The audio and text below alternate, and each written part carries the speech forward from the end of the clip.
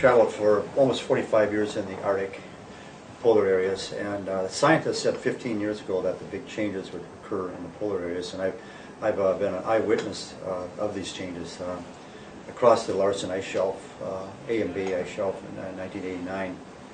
It took us 3 weeks actually to cross these, and both of these are gone.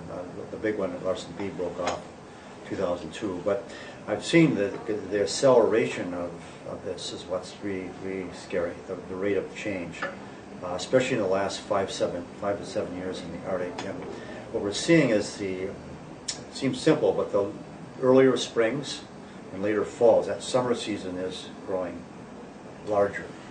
In other words, the reflective ice is starting to melt, where the Arctic Ocean is a real issue. I think 90% of that used to be covered by sea ice in the summertime, and when you have 150 days of 24-hour light, a tremendous amount of energy hits that Arctic Ocean, and up until recently, majority of that would reflect off in outer space. And last year in 2007, we lost 50% of that ice, which I think was a tipping point. And what that means then, with the loss of that ice in the summer, it exposes the darker water, darker land, and then that is more absorption. That's actually what's called a positive feedback. Once you get that feedback system, more melting ice, more darker surfaces, warmer and warmer. It's a feedback system within the greater forcing of global warming from fossil fuels. And that in turn is warming the climate more. And what I've seen on Greenland ice cap last year, is 3 months ago, we had thawing in July at 6,000 feet. There were rivers of water on top of the ice cap in Greenland on the western side. And as the Earth gets warmer, that thawing level gets higher in Greenland and also western Antarctica. Western Antarctica is really crucial here. You're going to, I think, hear more about western Antarctica. That's the one that we need to really keep an eye on, because that is buttressed by large ice shelves. And if these ice shelves break off, we have a possibility of that whole ice shelf becoming very unstable.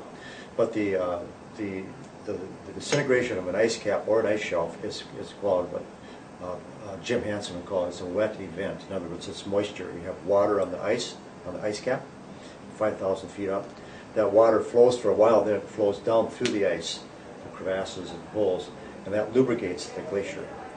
And when you get more water, the glaciers have a tendency of surging forward, which we're seeing in southwestern Greenland. In other words, what's happening is the heat balance is changing. The Earth is warming, the thawing levels get up higher, and what we're going to see now is the rise of the sea level. I think the biggest challenge is going to be to try to slow down to manage the sea level rise. With global warming in the pipeline, there are already going to be things we have to adapt around. We're seeing already extreme weather events. That's going to just be part of nature from now on. But what's really crucial here is trying to slow this process on Greenland and western Antarctica. Also, what's happening that's very alarming is the permafrost in the summer is starting to thaw more and more each year. And that's another type of feedback, because when the permafrost thaws, you have organic material, plants in that are frozen, that do not interact with the atmosphere. But when you get a thawing in the summer, they releases methane, carbon dioxide, and then that again starts its own feedback loop. Yeah, of course the problem is majority of burning of fossil fuels, coal, petroleum, and CO2. And the challenge now is, how do we mitigate that? How do we slow this process down? Which is actually, it's the direction that our economy has to take anyways, and moving into new technologies and new sources of power. And it's going to take a huge, almost like a World War II effort here to do that, which we're fully capable of doing. But it's a matter of reducing carbon dioxide through new forms of transportation, new fuels. This is the challenge that we have, and it's a big challenge. First of all, the big challenge right now is educating people. And in addition to educating, is motivating, getting the American spirit, the global spirit behind this.